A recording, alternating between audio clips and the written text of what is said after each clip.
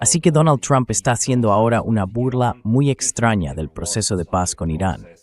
Si es que alguna vez fue realmente un proceso, lo que ha acabado siendo es, o bien unas negociaciones muy serias por detrás, de las que no dicen nada, mientras lanzan cortinas de humo por el otro lado, o bien una empresa de negociación absolutamente condenada desde el principio.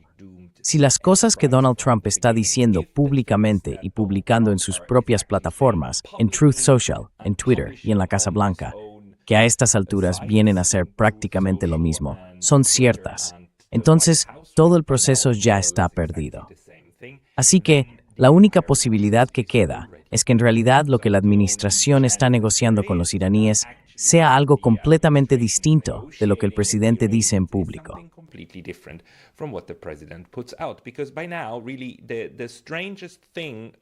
Porque a estas alturas, lo más curioso pasó probablemente ayer, cuando Donald Trump publicó un mensaje en Truth Social exigiendo que todos los países musulmanes de Asia Occidental y del norte de África que aún no tienen relaciones diplomáticas con Israel, las establezcan y se unan a los acuerdos de Abraham.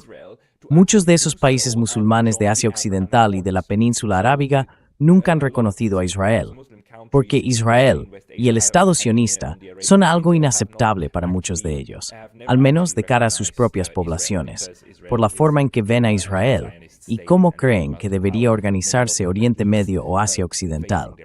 Por eso, países como Arabia Saudí nunca se unieron.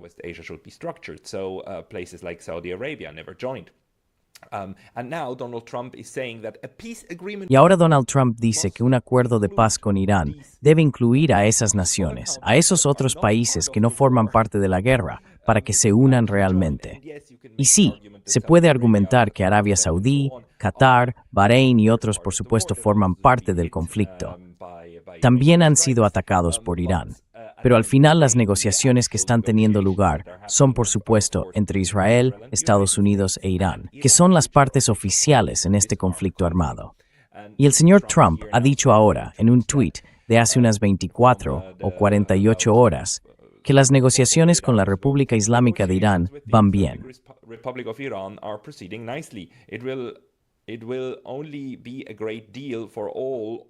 Solo será un gran acuerdo si es para todos, o no habrá acuerdo en absoluto.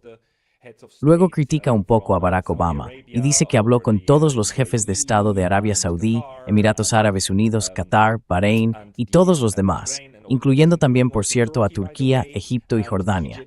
Habló con todos ellos y después afirma que esos países deben unirse: Qatar, Pakistán, Turquía, Egipto, Jordania y Bahrein. Puede que uno o dos tengan motivos para no sumarse a los acuerdos de Abraham.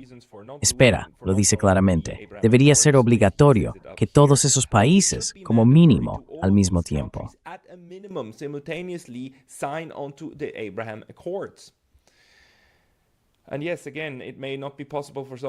Y sí, de nuevo, puede que algunos no puedan unirse, y eso se aceptará, pero la mayoría debería estar preparada, dispuesta y en condiciones de hacer que este acuerdo con Irán sea un acontecimiento mucho más histórico de lo que sería de otro modo.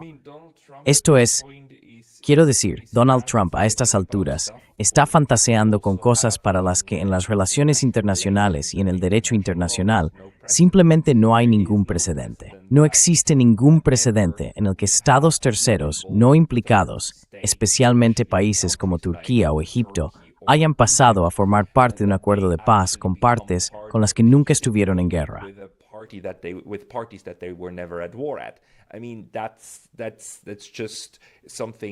Quiero decir, eso va mucho más allá de todo lo que hemos oído o visto antes. Y si Donald Trump quiere convertir eso en una condición para un acuerdo de paz, parece que no lo plantea como un requisito absoluto, pero sí que intenta empujar a todos en esa dirección. Si realmente fuera una condición, sería la forma más segura de garantizar que no haya ningún acuerdo de paz, porque eso es algo que todos esos otros estados, sin duda, no van a aceptar, aunque deseen que la paz vuelva poco a poco a la región del Golfo. Pero, ¿por qué iban a unirse terceros países, estados que no están implicados, especialmente lugares como Turquía o Pakistán, a un acuerdo de paz que los obligaría a reconocer a Israel, algo que ha sido una especie de anatema para ellos durante muchísimo tiempo y con quienes todavía mantienen muchos conflictos incluso hoy.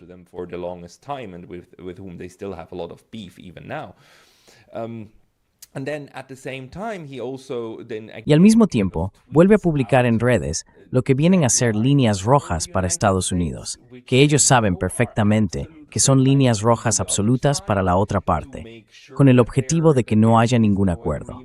Ayer, hace solo 24 horas, escribió que el polvo nuclear de uranio enriquecido será entregado de inmediato a Estados Unidos para llevarlo y destruirlo, o preferiblemente destruido en el propio lugar o en otro sitio aceptable, en coordinación con la República Islámica de Irán, con la Comisión de Energía Atómica o su equivalente, como testigo de ese proceso y de ese acto.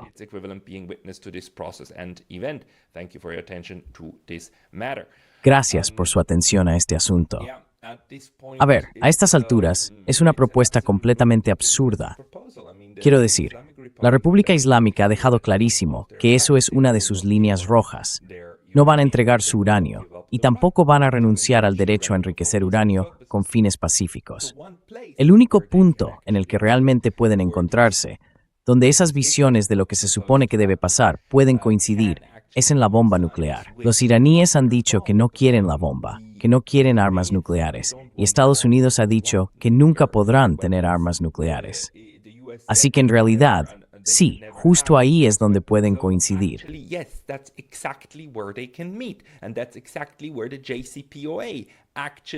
Y precisamente ahí es donde el JCPOA consiguió cerrar el círculo, al dejarlo todo por escrito y sumar a muchos estados garantes, entre ellos países europeos, Rusia y que yo sepa incluso China. En ese acuerdo se incluyó una cláusula por la que Irán se comprometía a cumplir las disposiciones del Tratado de No Proliferación, un tratado mucho más antiguo, en vigor desde finales de los años 60 o principios de los 70. Ese tratado establece que, aparte de los 5 estados con armas nucleares, Estados Unidos, Reino Unido, Francia, la Unión Soviética en su momento, hoy Rusia y China, ningún otro país puede tener legalmente armas nucleares. That nobody else would be legally allowed to have nuclear weapons. We have a couple of other states who broke out of that core set and Tenemos un par de países más que se salieron de ese grupo principal y desarrollaron armas nucleares por su cuenta, violando el TNP. India, Pakistán, por supuesto Israel, aunque sin decirlo abiertamente, y Corea del Norte. Pero Corea del Norte, India y Pakistán nunca se unieron al TNP. Y Corea del Norte, de hecho, se retiró del tratado antes de desarrollar el arma. Así que, sobre el papel, cumplieron con lo que se esperaba de ellos. E Israel, por supuesto, tampoco forma parte del tratado, y nunca ha admitido oficialmente que tenga armas nucleares, aunque a estas alturas es un secreto a voces. Bueno, en realidad, ya ni siquiera sé si se puede llamar secreto. It's not an open secret. It is, I don't know what to call it anymore. It's a matter of fact. Even the Israeli politicians. Es un hecho. Incluso los propios políticos israelíes hablan abiertamente de ello, de que deberían usar armas nucleares contra el otro lado. Así que, en realidad, el objetivo del TNP es garantizar que países como Irán tengan el derecho legal de utilizar la tecnología nuclear y el material fisible con fines pacíficos, sobre todo para la energía y la medicina, y que, por otro lado, no desarrollen armas a partir de ello. Y eso es algo con lo que Irán está perfectamente de acuerdo, y que el JCPOA regulaba, y que todos, incluida la OIEA, confirmaron que estaban cumpliendo. Así que esto, sin duda, entra dentro de lo posible. Lo que ocurra después con el estrecho de Hormuz y con todos los problemas derivados que creó esta guerra entre Estados Unidos e Irán, eso ya es otra cuestión.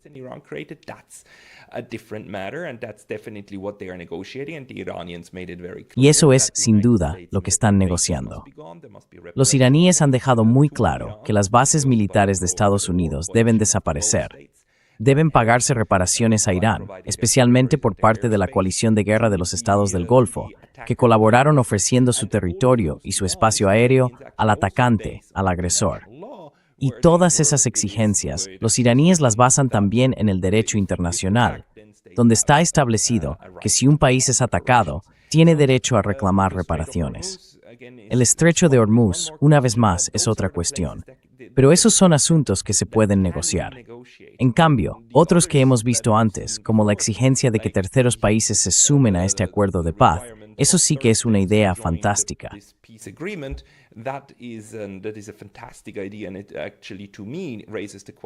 Y de hecho, a mí me hace preguntarme si todo esto se plantea realmente en serio.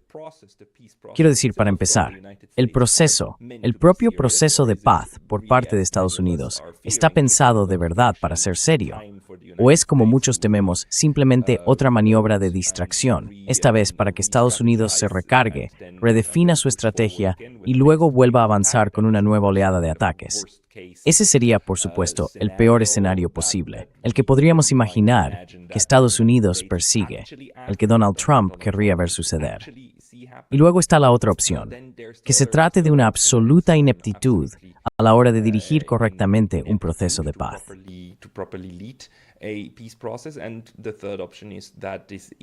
Y la tercera opción es que todo esto sea, una vez más, solo una cortina de humo para intentar contentar a los israelíes, que en este momento son los que más están obstaculizando o podrían obstaculizar todo este proceso. Porque desde su lado, es Irán quien exige que Líbano forme parte de esto. Pero en realidad ahora mismo, ellos tienen una posición mucho más fuerte sobre lo que quieren que ocurra en la región y sobre todo lo demás. Porque de nuevo, básicamente ganaron la guerra de los 40 días contra Estados Unidos e Israel. Y no están dispuestos a aceptar que Israel siga bombardeando Líbano y Hezbolá y continúe matando gente en su entorno. Quieren que eso forme parte del acuerdo general. Estamos viendo también, en este momento, cómo Israel vuelve a incumplir el alto el fuego actual, porque el alto el fuego que se negoció entre Irán y Estados Unidos incluye a Líbano.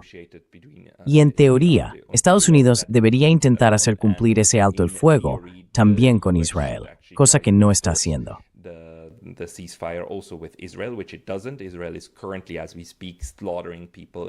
Israel está, en este mismo momento, masacrando a gente en el sur del Líbano. Sigue atacando el Líbano, en el sur del país. Como siempre, Israel entiende un alto el fuego como que el otro deja de disparar mientras tú sigues cometiendo genocidio contra su pueblo en su propia tierra. Lo que me sorprende es que Irán, de hecho, no haya usado esto todavía como motivo para atacar a Israel, lo que a mí me parece indicar que a pesar de haber tenido la ventaja militar, ellos tampoco quieren volver a la fase cinética de la guerra.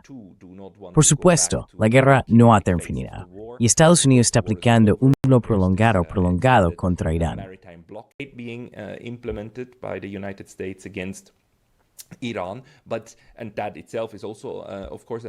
Irán, y eso mismo, por supuesto, también es un acto de guerra.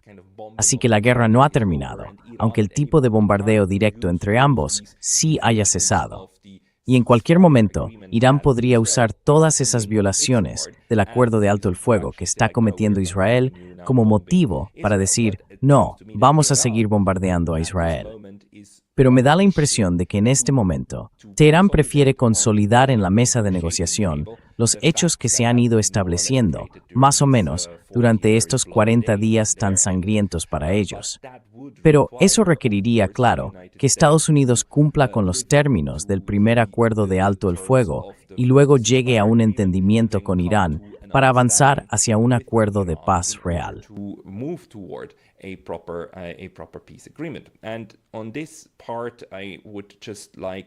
Y sobre esta parte, solo quiero decir que ahora mismo hay mucho escepticismo, y yo también soy bastante escéptico, sobre si todo esto es realmente alcanzable. El otro día, ayer, hubo una conversación muy interesante en The Duran, el canal que hacen juntos Alexander Mercouris y Alex Christoforou, en la que hablaban de hasta qué punto es posible o realista llegar a un acuerdo de verdad. Y los dos señalaron con acierto que de lo que estamos hablando ahora es simplemente de consolidar el alto el fuego en un memorando de entendimiento, de ampliarlo a 60 días y de establecer básicamente un marco de acuerdo para volver a avanzar hacia una relación pacífica en la región del Golfo. Pero eso está a años luz de un tratado de paz real, y eso es totalmente cierto. And that is absolutely true. Although this memorandum of understanding and this MOU would Aunque este memorando de entendimiento, este MOU, sería sin duda una de las cosas más factibles que podemos plantearnos ahora mismo, el problema es claro que estos MOUs son muy fáciles de romper y muy fáciles de ignorar, porque en realidad no son documentos vinculantes. Son solo papeles que describen cómo ambas partes imaginan el futuro, pero no tienen peso legal en el derecho internacional. Y aunque lo tuvieran, ya hemos visto cómo Estados Unidos trató, por ejemplo, el JCPOA, que sí era un acuerdo internacional y debía obligar a Estados Unidos, pero del que simplemente se retiró. Y además vemos que Estados Unidos no se ve limitado por ningún tipo de tratado.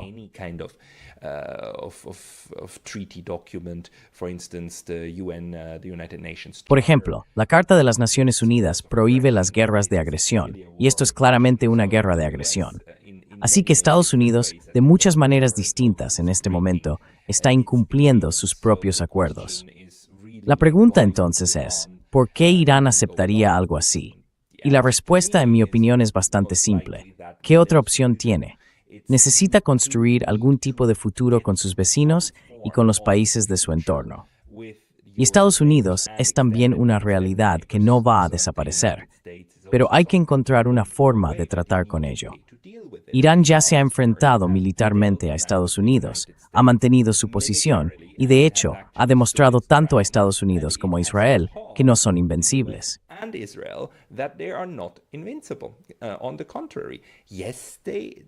Al contrario, sí, Israel y Estados Unidos pueden atacar a Irán, hacerle mucho daño e incluso provocar incendios en partes de Teherán.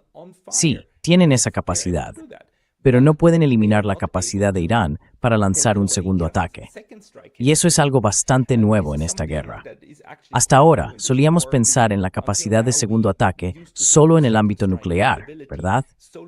Cuando hablamos de segundos ataques, normalmente hablamos de la destrucción mutua asegurada, estructura de disuasión, en la que, si un Estado con armas nucleares lanza misiles contra otro, el país atacado aún conserva capacidad de responder a estas propias armas nucleares. Y entonces, ambos acaban destruidos. Ese es el dinámico contraataque. That's how we thought about second strike capabilities. Irán ha demostrado en esta guerra que las capacidades convencionales de segundo ataque son suficientes para cuando estalla un conflicto, disuadir al otro y obligarle a detenerlo. Eso es lo que hemos visto. 40 días de guerra activa, y Irán consiguió que Estados Unidos e Israel se detuvieran. Por un lado, porque Estados Unidos e Israel empezaron a quedarse sin armamento, pero por otro, porque Irán tenía en todo momento la capacidad de responder contra objetivos estadounidenses con sus medios convencionales, con misiles y drones, alcanzando blancos de un valor más o menos equivalente a los que Estados Unidos e Israel bombardeaban en Irán. Y con eso enviaban un mensaje muy claro. Sí, podéis atacar estos objetivos, pero nosotros, en cualquier momento, destruiremos uno de los vuestros, y vosotros también sufriréis las consecuencias.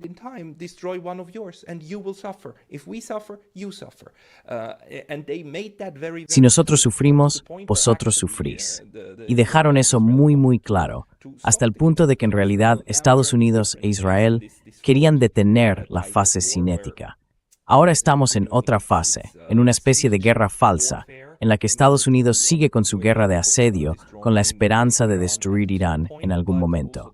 Pero también, en esa misma situación, los iraníes están demostrando que pueden resistir y que pueden seguir adelante. Por su parte, los iraníes intentan ahora aumentar el daño a través del estrecho de Hormuz, causar más perjuicio a Estados Unidos y a sus aliados, y aumentar la presión por ese medio para obligar a Estados Unidos a detener también esta fase. Y dentro de ese proceso, los iraníes siempre estuvieron abiertos a la diplomacia después de los primeros 40 días de guerra cinética.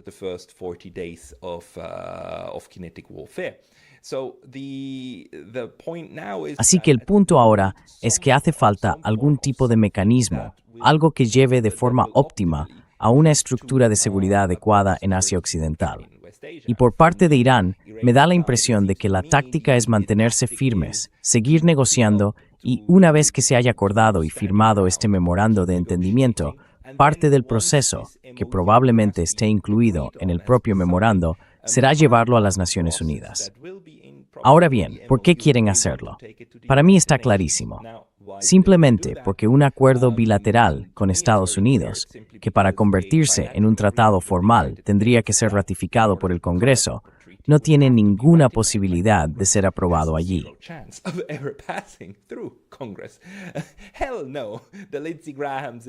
Ni de broma. Los Lindsey Graham que hay ahí dentro lo van a rechazar y lo van a gritar hasta hacerlo desaparecer. Y sabemos que AIPAC básicamente ha comprado a la mayoría de la gente de los dos partidos. Así que no hay ninguna posibilidad de que salga de este memorando un tratado bilateral. Jamás. Ahora bien, hay un truco para saltarse eso, y es ir directamente a la ONU. El embajador ante la ONU que está allí responde directamente a Donald Trump en el Consejo de Seguridad. Estoy hablando del Consejo de Seguridad. Los 5 miembros permanentes tienen allí a sus embajadores, ¿verdad? Pues ese embajador responde al Poder Ejecutivo, responde a Trump.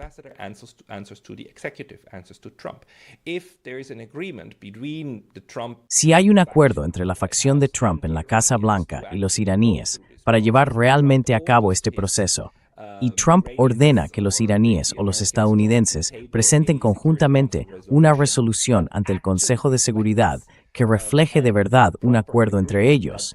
Si eso se presenta, y Donald Trump ordena a su embajadora ante la ONU que no la vete, quizá ni siquiera que vote a favor, pero al menos que no la vete, y la resolución pasa por el Consejo de Seguridad y se convierte en una resolución del Consejo. Entonces esa resolución, por el hecho de que Estados Unidos es miembro de la ONU, adquiere también para Estados Unidos el estatus de tratado. Eso no significa que Estados Unidos vaya a cumplirlo.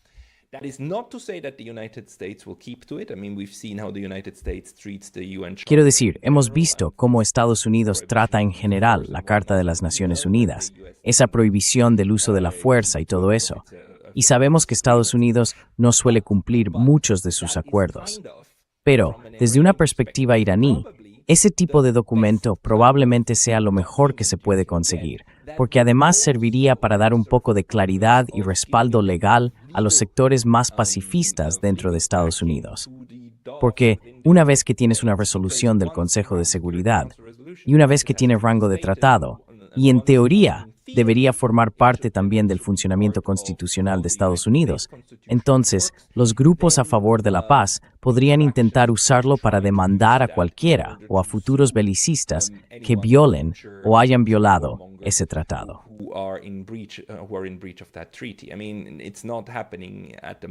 Quiero decir, ahora mismo no está ocurriendo, y puede parecer un poco idealista, pero de eso se trata.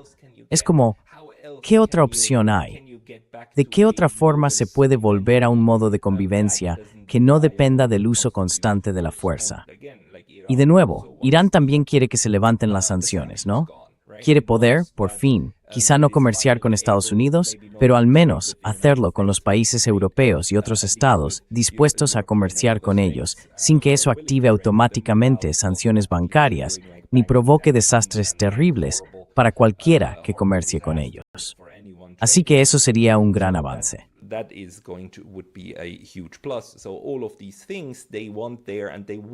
Así que todo eso es lo que quieren allí, y al final lo quieren por escrito, en un documento formal. Y en mi opinión, querían hacerlo pasar por la ONU, porque es el lugar más probable para crear un documento final que no solo tenga peso para Estados Unidos, sino también para otros países. Y una vez que exista, será lo que Irán pueda usar para exigir que los demás también levanten sus sanciones. Y además, servirá más adelante para enfrentarse a toda la facción europea partidaria de la guerra, que lo único quiere es seguir sancionando a Irán. Así que, en mi opinión, esa es la estrategia ahora mismo.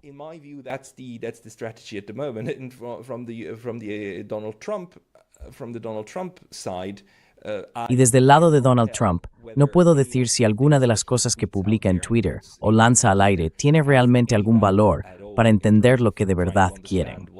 A estas alturas, la mayoría parece una completa cortina de humo. No sé a quién va dirigida. De nuevo, ese tweet o esa idea de los acuerdos de Abraham de que otros países musulmanes también deberían unirse a esos acuerdos como parte del proceso de paz, es claramente algo que no va a ocurrir. Y puede que esté pensado para calmar a Israel, o para sabotear el proceso, o simplemente para mantenernos ocupados a los que comentamos la actualidad, hablando de eso en lugar de centrarnos en otra cosa.